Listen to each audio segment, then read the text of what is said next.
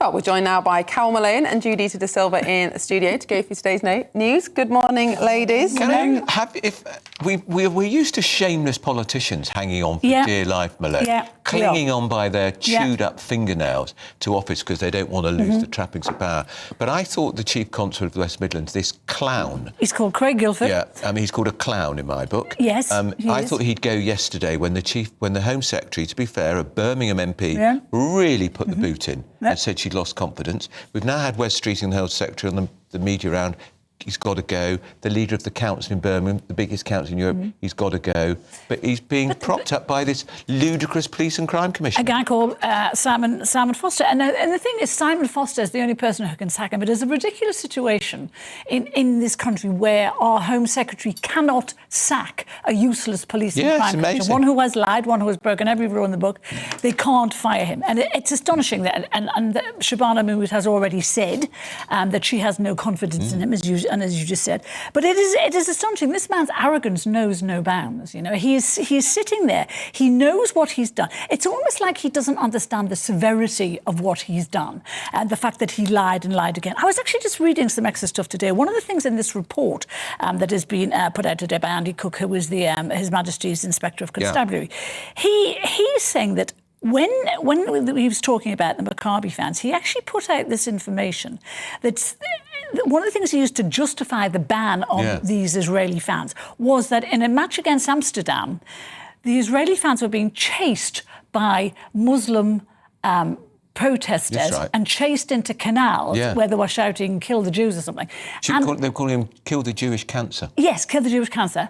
And Guilford took that as a sign of Israeli fans... Astonishing.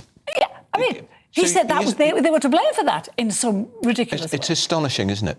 But and the bogus football match that never even existed. Yes, yeah, and to lie about what the Dutch police told them about Maccabi fans. It is just... Stephen Pollard today called him the most contemptible man in Britain, and I think that's absolutely right. I don't know what he thinks he's gaining by hanging on. Well, every day his pension goes up. He's on $220,000 a year. Judita, Simon Foster, the Police and Crime Commissioner, says that he wants to see all the facts and he's not going to make a decision until, I think it's the 27th of January, when they have some sort of board meeting. But do you think he can hang on till then? Using the internet without a VPN, a virtual private network, is a bit like taking to the road without car insurance. All it takes is one unlucky moment to cost you a lot of cash. This video's sponsor is Private Internet Access. They are the VPN to help keep you safe. Click the link in the description below to find out why over 30 million people have downloaded PIA to protect themselves online. A virtual private network is an app that hides your IP address and helps keep your data private. When you're browsing the internet at home, you give up a large amount of data to businesses, to shops, and indeed to social media giants too. Hackers have the ability to steal your personal data with ease, including sensitive information such as passwords, keystrokes, and even your personal photos. Private Internet Access helps protect your personal data by encrypting your internet connection to keep your data out of the hands of cyber criminals. And it's not just hackers either to be concerned about. Information can be censored too. When Canada passed their C-18 bill, social media giants decided to ban news content on their platforms. But PIA can protect your ability to consume the news and content you love. Private Internet Access is available for Windows users, Mac OS, Android, Linux, iOS, and you can use one PIA subscription to protect an unlimited amount of devices. And we've got a huge GB News discount for you too. Click the link in this video's description and you'll get a massive 83% off PIA. That's under £2 a month, the price of a coffee, and you'll get an extra 4 months completely free on top. Also, there's a 30-day money-back guarantee too. Visit piavpn.com/GB News to start protecting yourself digitally today. No, honestly, I don't know how he's hung on even now, but what it's really exhibiting is just how deep the corruption and stagnation of power has set in. Because if you know, this is a man that has would not be inclined to do any favours to Starmer's government. By doing this and providing Craig Guilford with a kind of sense of you are indemnified, you've got a protection around you with my position, it makes the government look embarrassing. You look like you have no power. That's what I believe his motivation is. Anything to stick the knife to Starmer's government is a point score for him. This is terrifying. Imagine the Jewish community where you're in a situation that you have concrete proof that the police are manufacturing evidence to move against you. That's a terrifying place to put people in.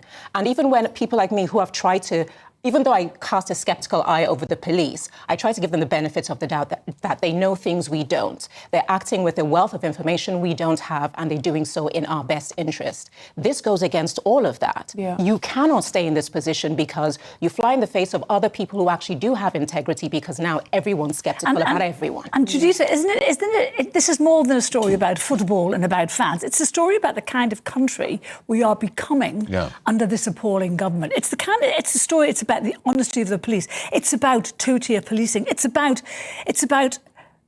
politicians and police forces being influenced by their Muslim constituents. And Carol, here's a very important point here. We had somebody on from the Jewish Friends of the West Midlands.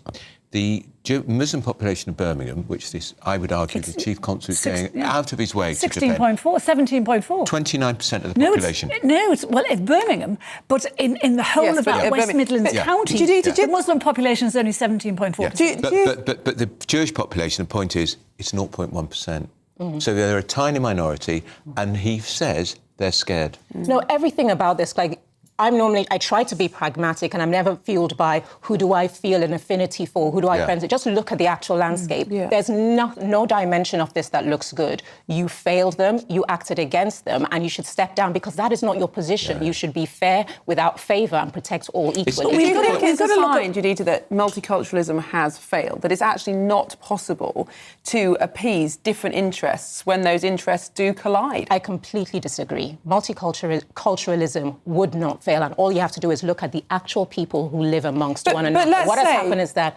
politicians in power have co-opted the opportunity to create factor lines that lean towards their agendas. But you look at, say, a particular Muslim community who do not want Israeli fans to visit for all sorts of reasons, anti-Semitism, looking at the war in Gaza, which whatever side you come down on, there are different views.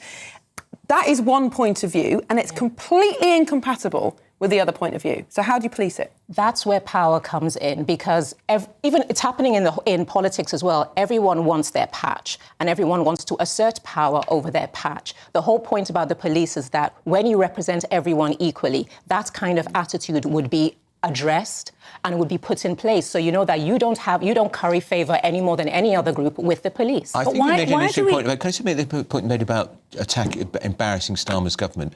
The Police and Crime Commissioner was a member of Momentum. Yes. Momentum supported Jeremy Corbyn. Jeremy Corbyn has left the Labour Party. They despise Keir Starmer. Do you think this is all about embarrassing the Labour government as well? I'm not sure it's propping up this useless copper. I think this is about a useless copper thinking he's invincible because he was appointed by a guy who can't be fired. And what I would like to know is why we have a Home Secretary who cannot fire. And she's a Birmingham MP. Police chief. Yeah, but even if she wasn't, why can't the Home Secretary of this country fire a police chief who has done what this guy has done, who has lied? Which is good that this has happened and so publicly embarrassing. She has said she's going to address that for the future. Well, she must do, because to say you have no confidence in somebody has no effect on a man who has no principles and no integrity. But doesn't this make the point? Thank God this Labour government has done something I agree with. They are getting rid of these police and crime commissioners. They are going. Well, they will be gone within a matter of years. This one needs to go now. And I think when the Chief Constable goes, which I think he will, this wretched police and crime commissioner should go with him. Well, if he doesn't, because it's failing. Ladies, we are going to have to end it there.